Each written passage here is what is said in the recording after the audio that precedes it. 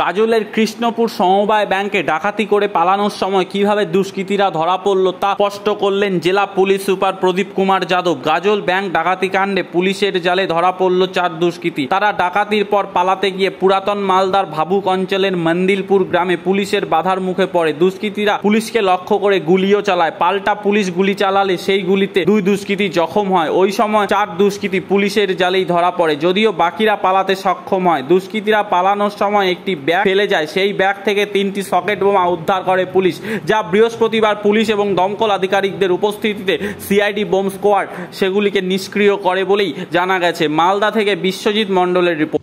আজকে अराउंड 2:30 গাজল PS information পেয়েছে কি একটা ব্যাংক আছে, কোঅপারেটিভ ব্যাংক এট কৃষ্ণপুর। ওখানে একটা ডেকয়েটি হয়েছে, যেখানে 8 জন ঢুকে তারপরে ওখানে ক্যাশ নিয়ে আর একটা ক্যাশিয়ারকে গুলি করেছে। আর তারপরে ওখান থেকে এসকেপ করার সময় কিছু বম্বিং করেছে কি কোনো টিম ওকে চেজ করতে পারে। খবর পাওয়ার পরে আইসি গাজল আর আইসি বামনগোলা এরিয়া যে লোকেশন আছে, ও বামনগোলা আর গাজল দুটা অলমোস্ট সেম ডিস্টেন্স আছে। এর জন্য আইসি বামনগোলা আর আইসি গাজল দুটা টিম ওখান থেকে মুভ করে চেজ করার জন্য।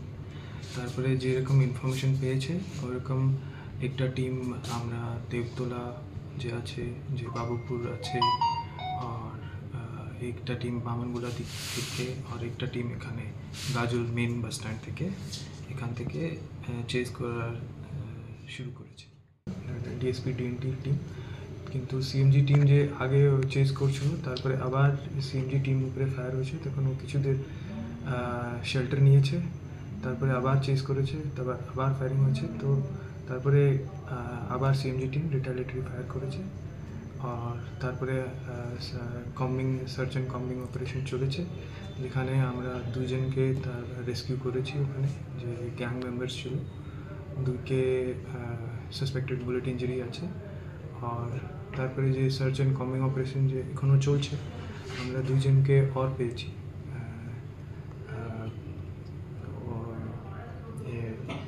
তো 4 জন টোটাল এখন ডিটেইনড আছে। আর বাকি যে গ্যাংস ডিটেলস আছে ওটা আমরা পেয়েছি, কিছু নাম আর অ্যাড্রেস। তো ওটা আমরা রেড করছি আর ওনাকেও ডিটেক্ট করার। বাকি যে এসকেপ ভেহিকল ছিল ওটাও আমরা রিকভার করতে পেরেছি, যেখানে আমরা কিছু বম্বস পেয়েছি। আর বাকি যে ইনজার্ড ছিল, বাকি যে ছিল ওনার কাছে আমরা আর্মস রিকভার করেছি। তারপরে ওনাকে ট্রিটমেন্ট জন্য হসপিটাল পাঠিয়েছি। হসপিটাল